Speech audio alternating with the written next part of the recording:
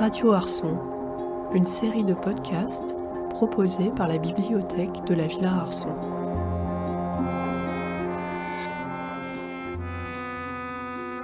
Sarah Thomas is a writer, an artist, and she trained as an anthropologist. Sarah Thomas est autrice, artiste et anthropologue. En 2022, elle a publié un livre intitulé Le Nid du Corbeau aux éditions The Atlantic Book. Catherine Strubble et moi-même l'avons invitée à participer à l'atelier pratique et théorique Situation Post pour un workshop consacré à la pratique de l'écriture. Nous pourrions donc commencer par une question simple. De quoi parle votre livre ? Et comment ce projet a-t-il commencé ? Merci Sophie. C'est merveilleux d'être dans cet endroit si spécial. Le bâtiment et les jardins m'ont beaucoup inspiré pour l'organisation du workshop. Je suis ici pour mon livre, Le Nid du Corbeau, qui est un mémoire écologique se déroulant en Islande dans les 5 années qui ont suivi la crise financière de 2008. Et il y est question de la relation changeante avec la terre et le langage, à travers l'amour que moi-même, le narrateur, en tant qu'anthropologue visuel, entreprend au cours de cette période de 5 ans.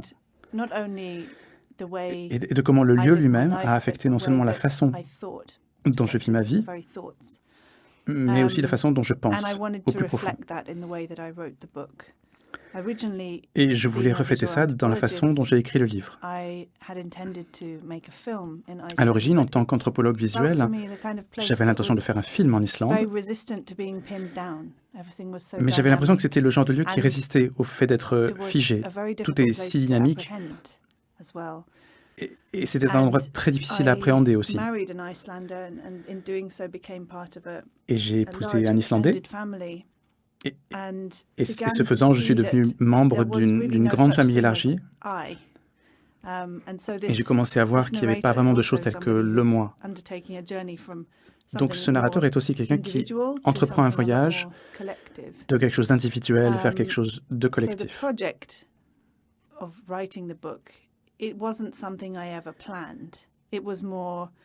Le projet des cases de livres n'était pas quelque chose de prévu. C'est plutôt parce que je n'avais pas réussi à faire un film en Islande, parce que je n'étais pas arrivé à trouver la bonne voie pour refléter ce que j'avais vécu, et aussi parce que je trouvais qu'il était difficile de travailler pendant que je vivais en Islande. J'avais besoin de prendre de la distance avant de pouvoir commencer à parler de cette expérience. Et c'est par le texte, par la prose, que ça a pu sortir. Dans quelles circonstances avez-vous découvert l'Islande ? J'avais été invité par une conférence d'anthropologie visuelle à montrer un film que j'ai réalisé pour mon master, un film que j'ai tourné au Kenya. Et j'étais donc là dans une sorte de séminaire dans le nord-ouest. Mais c'était dans une période de l'année, en fin mai, où le soleil commence à ne pas se coucher du tout. Donc j'étais pendant la journée avec un groupe d'universitaires et de réalisateurs à regarder des films dans une salle obscure. Et dès que je mettais un pied dehors, j'étais en pleine lumière du jour. Ça a été un moment très profond pour moi. Même si on était tous en théorie que dans le cercle arctique, il ne fait pas nuit en été, lorsque vous en faites l'expérience avec votre corps, que vous sortez la nuit et que c'est comme le jour, ça a été un changement très profond qui a également élargi ma perception du possible. J'étais très excitée et émue par tout cela. Et ça m'a donné envie de revenir en Islande aussi vite que possible. Parce que j'ai eu l'impression que c'était non pas un laboratoire, parce que je ne le vois pas de manière instrumentale, mais un endroit où l'on pouvait expérimenter les limites de soi-même. Avant d'aller en Islande, vous étiez anthropologue, vous aviez un travail avec des horaires réguliers. Et en déménageant soudainement en Islande, vous avez tout changé dans votre routine. Est-ce que vous pourriez nous en dire plus ? Oui, je n'ai pas vraiment eu d'autre choix que de changer complètement de ma routine, parce que je me suis retrouvé à déménager dans un village de pêcheurs sur le cercle polaire arctique, où les emplois sont très différents. Le type d'emploi disponible, ce sont en gros les jobs qui permettent à la vie de continuer. Et puis j'étais une immigrée fraîchement arrivée, qui ne parlait pas la langue. Donc cette expérience fut une incroyable leçon d'humilité. Mon master n'avait aucun sens dans cet endroit. Mon premier emploi a consisté à faire la vaisselle à la cantine de l'école. Pendant tout ce temps, je montais des films qui avaient déjà été commandés au Royaume-Uni, mais travailler à la maison sur un ordinateur, j'ai très vite remarqué que la famille de mon mari ne considérait pas ça comme un véritable travail. Et puis ça ne m'aidait pas non plus à m'intégrer dans la communauté. J'ai donc dû apprendre la langue, et il n'y avait pas de cours d'islandais, parce qu'il n'y a tout simplement pas assez d'étrangers pour que des cours soient organisés. Donc j'ai dû être très attentive lorsque j'étais avec la famille et essayer d'apprendre rapidement la langue, ce qui heureusement a été un vrai plaisir, parce que j'ai trouvé cette langue très intéressante, mais c'est aussi une langue très complexe. Et dès que j'ai pu parler suffisamment, j'ai réussi à trouver un emploi de fleuriste au magasin de fleurs dans la quincaillerie locale. Et c'était un emploi utile parce que j'obtenais une réduction à la quincaillerie et nous étions en train de rénover une maison. Alors, tout est devenu une sorte de réponse immédiate à un besoin. Ma façon de penser à ce qu'est la réussite a complètement changé. Et puis finalement, j'ai aussi trouvé un emploi pendant l'été comme guide pour les touristes français et anglais, parce que je parle les deux langues.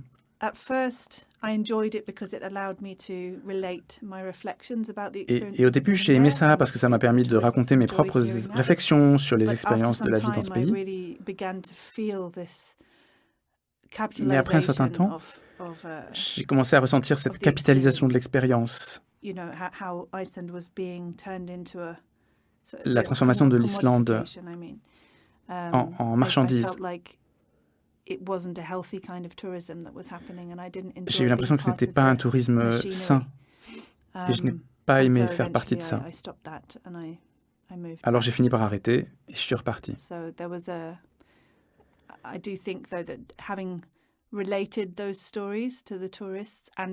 Je pense vraiment que le fait d'avoir raconté mes histoires aux touristes et d'avoir essayé de faire un film a contribué au fait que les souvenirs de certains événements étaient très précis dans mon esprit lorsque j'ai fini par écrire le livre. Quel type de forme, quel genre au sens littéraire du terme avez-vous développé pour ce livre? Je n'ai pas commencé par me demander quel genre ce serait. Mais ce que je savais, c'est que ce serait très inspiré. J'étais très inspiré en vivant là-bas et en essayant d'apprendre la langue par immersion. Il y avait une sorte de mode de narration très particulier dans la manière dont les gens parlaient de leur journée, par exemple. Ils pouvaient parler de choses très quotidiennes de leur famille, mais c'était raconté comme une histoire. Je pouvais entendre la cadence, même si je ne comprenais pas les mots. Et je pouvais sentir qu'il y avait une culture, en tout cas dans la famille de mon ex-mari, qui appréciait vraiment les bonnes histoires. Et cela faisait partie de ma façon de m'intégrer, c'est-à-dire d'apprendre à bien raconter une histoire.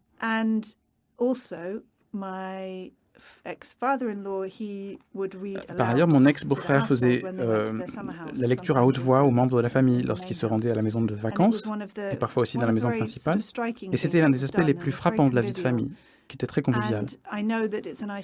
C'est une tradition islandaise vieille de plusieurs siècles de lire à haute voix pendant les mois d'hiver. Pendant que la maisonnée répare, fabrique et raccommode les vêtements, prépare la laine pour la filer et la tricoter. J'ai donc décidé d'écrire le livre de manière à ce qu'il sonne bien à haute voix. Et pendant que je l'écrivais, j'ai utilisé ça comme une sorte d'outil éditorial. Je me lisais les phrases à haute voix et je choisissais les mots, la phraséologie qui sonnait le mieux. J'ai aussi lu à haute voix certains chapitres à l'état de brouillon pour voir les réactions que j'obtenais du public sur le plan énergétique. Pas des réactions critiques, mais simplement de voir s'ils se déconcentraient ou si ça les faisait rire, etc. Donc c'était ma façon de maintenir un mode d'écriture et c'est pour ça que j'ai appelé ça un mode de narration écologique.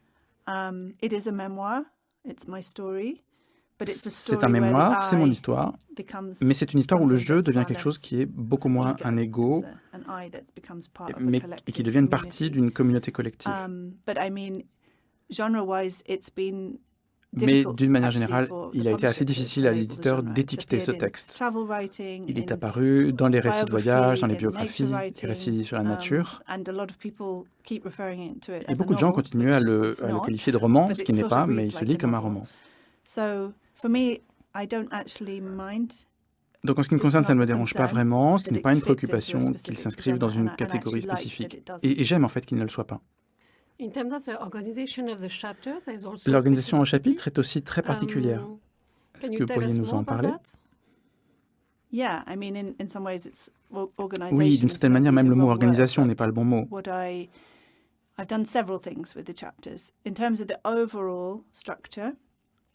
La structure générale est inspirée par un nid de corbeau. En fait, l'idée du nid en tant que métaphore globale m'est venue après avoir établi la structure générale et avoir cherché une image qui donnerait du sens à tout ça. Parce qu'il ne s'agissait clairement pas d'un arc narratif normal. Donc l'histoire commence à la fin du récit, puis on revient à la fin à quelque chose qui est contemporain du début. Au cours de ce cycle, on traverse 2 cycles de lumière et d'obscurité. On s'enfonce dans l'hiver et on en sort, puis on entre dans un deuxième hiver et on en sort.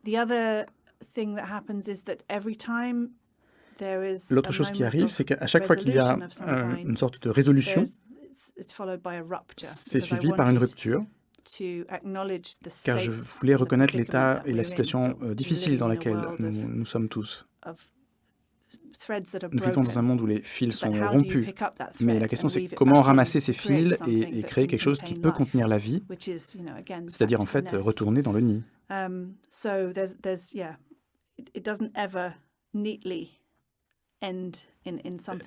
n'y a pas de résolution satisfaisante, mais une continuité qui permet d'inclure la rupture, le chagrin, la joie et tout le reste.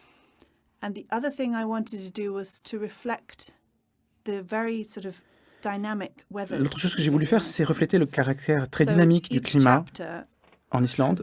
Donc chaque chapitre a une longueur très différente. Le chapitre le plus long fait peut-être 17 pages et le plus court 2 pages. Parfois, c'est juste un moment et parfois, c'est une scène très longue. Par exemple, il y a un chapitre sur la découverte de l'hiver qui va jusqu'à des détails comme les cristaux de glace sur la vitre. C'est un très long chapitre qui ralentit le temps. Et puis, il y a un autre moment qui est un grand tournant dans mon passage d'outsider à insider. C'est quand un groupe de touristes dans un car que je guidais se met soudain à prendre des photos de mon mari, qui était appuyé contre le poteau de la clôture. Et j'ai vraiment fait l'expérience d'être objectifié à ce moment-là. C'était bref et profond. Cela n'a nécessité que 2 pages. En tant que lecteur, vous ne savez pas ce qui va se passer ensuite. Et c'est aussi ainsi que je l'ai vécu. Donc j'emmène le lecteur avec moi. Je ne compte pas tous ces défis et les différentes façons d'être.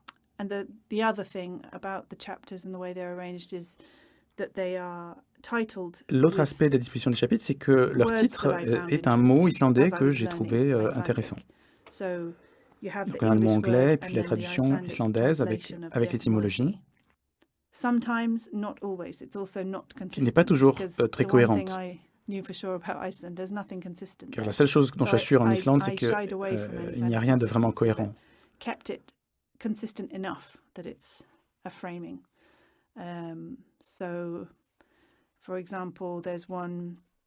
Par exemple, il y a un chapitre qui s'appelle Matajarvi, qui signifie régime, comme le régime que nous mangeons.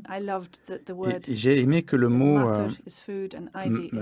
Matter soit la nourriture et Ivy la folie, et tout ce que ça dit sur la psychologie islandaise. Et en apprenant ce mot, j'en ai appris 3 en fait. Et le dernier chapitre s'intitule d'un mot islandais qui veut dire horizon, mais qui veut aussi dire vision, partition et cycle, si on divise le mot, ce qui permet de jouer avec différentes manières de voir une même chose, et l'idée de retour à un début.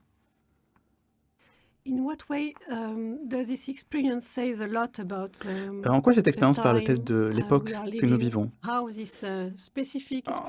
perspective plus universelle, comment cette histoire très spécifique, très singulière, qui est aussi une histoire d'amour d'ailleurs, reflète-t-elle la période compliquée que nous traversons? Je pense qu'on revient à cette question encore de ne pas savoir ce qui va se passer et d'apprendre à vivre avec cette ignorance. Ce qui peut sembler extrêmement simple, mais qui est l'une des choses les plus difficiles à faire. Et c'est là-dessus que la culture occidentale est construite. Faire des plans et essayer de les exécuter, même s'il est évident que ça ne fonctionne pas. Comme c'est le cas actuellement en Europe, entre autres. Et c'est tellement exaspérant de voir les gens au pouvoir essayer de faire quelque chose qui ne fonctionne manifestement pas. Mais ça ne sert à rien non plus de sombrer dans la colère ou la dépression ou de se dire « Oh mon Dieu, ça ne marche pas ». Il s'agit plutôt de laisser la place à des possibilités que l'on n'a pas encore envisagées et cultiver un état d'esprit ou d'être qui n'est ni la panique, ni le renoncement total. Et je cultive aussi ce terrain d'entente, cette ouverture, en cultivant de manière très modeste le genre de choses nécessaires, les relations, la convivialité, le partage, et en essayant de faire toujours quelque chose de beau à partir des choses cassées. Vous êtes en pleine tournée de présentation du livre, mais il ne s'agit pas vraiment de présenter le livre. C'est plutôt une question de partage et de vivre des moments avec le public. Comment décrivez-vous ce moment, ce voyage? Que faites-vous avec ce livre?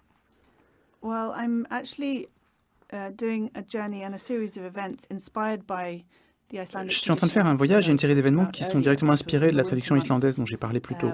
C'est-à-dire pendant les mois d'hiver, lorsque la nuit tombe très tôt dans les fermes, puisqu'en Islande, pendant des siècles, la plupart des gens vivaient dans des fermes. L'obscurité arrive tôt, vers 2 heures en hiver, et il y a encore beaucoup de travail à faire avec la laine.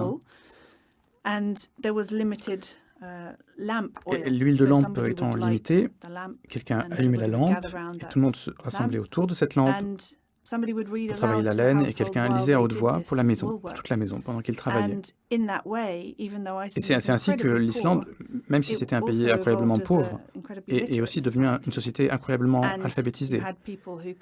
Il y avait des gens qui pouvaient lire et raconter des histoires, même s'ils ne possédaient rien. C'est pour ça que Reykjavik est classée ville de littérature par l'UNESCO. Les livres sont vraiment très importants là-bas. Donc j'ai pensé que c'était une très belle tradition, et probablement c'est une tradition qui est présente dans beaucoup d'autres cultures, comme au Pays de Galles, en Irlande. C'est une tradition qui peut exister partout, où les gens aiment les histoires et ont accès aux livres. Tout ce dont vous avez besoin, c'est d'une lampe et d'un livre. Et j'ai eu l'impression que cet hiver en particulier, cela aboutit d'une manière dont je suis très satisfaite. Et cela montre aussi que ce qui se passe maintenant, vous savez, le fait que ce simple geste peut être exactement ce qui est nécessaire pour créer un espace où vous pouvez inviter les gens à venir, être seul avec leurs pensées, et aussi avec les autres, faire ou fabriquer quelque chose de leurs mains, ou juste se faire lire des histoires. Pour je ne sais quelle raison, on trouve tout à fait normal de faire la lecture aux enfants, et ensuite ça s'arrête vers l'âge de 9 ans. Les adultes viennent me voir et me disent « Oh mon Dieu, on ne m'a jamais fait la lecture depuis l'enfance ». Il se passe quelque chose dans la pièce où les gens se sentent calmes et se sentent dans un espace où tout ce qu'ils ressentent est autorisé. C'est comme une sorte de méditation. Peut-être plus facile que la méditation parce que quelqu'un d'autre vous fait la lecture. Donc c'est un programme très populaire et j'ai décidé de l'amener en Europe. Donc je voyage en train et je fais des petits événements dans le sud de la France, à Berlin, à Stockholm, à Uppsala, en Suède aussi.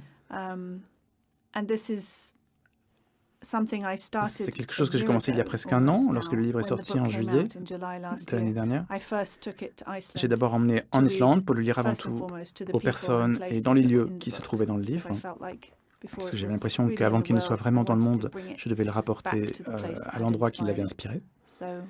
Mais cela fait partie d'un très long voyage avec le livre. Je ne sais pas où il ira ensuite. Ce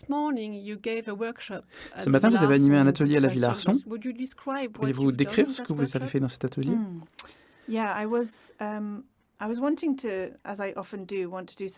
Comme je le fais souvent, je voulais faire quelque chose de spécifique au lieu, qui soit vraiment inspiré par les jardins que vous avez ici à la Villa Arson, et comme je sais que les étudiants y sont aussi très attachés.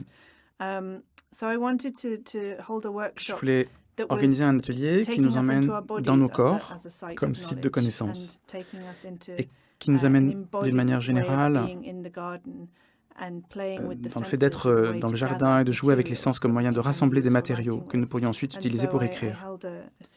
Donc j'ai organisé une série d'ateliers d'écriture qui ont généré des mots, des phrases. Et en même temps, nous avons prêté attention aux plantes des jardins et les avons rassemblées pour construire des nids. Et nous avons ensuite ramené tous ces matériaux à l'atelier de dessin et nous avons collectivement créé un nid de mots tout en lisant le livre aux étudiants.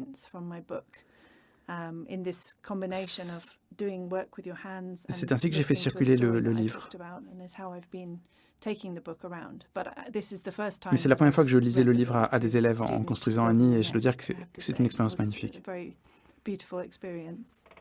Ce fut une expérience très belle et très intense pour nous parce qu'il y a eu différentes étapes de l'exercice qui nous ont conduits d'abord à une expérience phénoménologique de l'espace en prenant le temps d'écouter, d'entendre, de sentir, de nous situer différemment dans l'école. Et ensuite, il y a eu ce moment où nous étions tous ensemble, nous oubliant nous-mêmes, ayant une autre expérience d'être ensemble. Ne pensons pas à comment nous sommes, comment nous devrions être, mais juste comment nous pouvons être dans l'espace, comment agir ensemble dans la même direction en écoutant quelqu'un d'autre. C'était une expérience très riche, intense et magnifique, de la dissolution du concept de génie artistique, des choses qu'on construit parfois dans une école d'art. Et une façon de penser à la manière dont nous pouvons changer notre attitude dans la société, juste en agissant différemment ensemble. Donc c'était très riche et je vous en remercie encore. Je suis très heureuse d'entendre ça. Merci beaucoup de m'avoir invité. Thank you.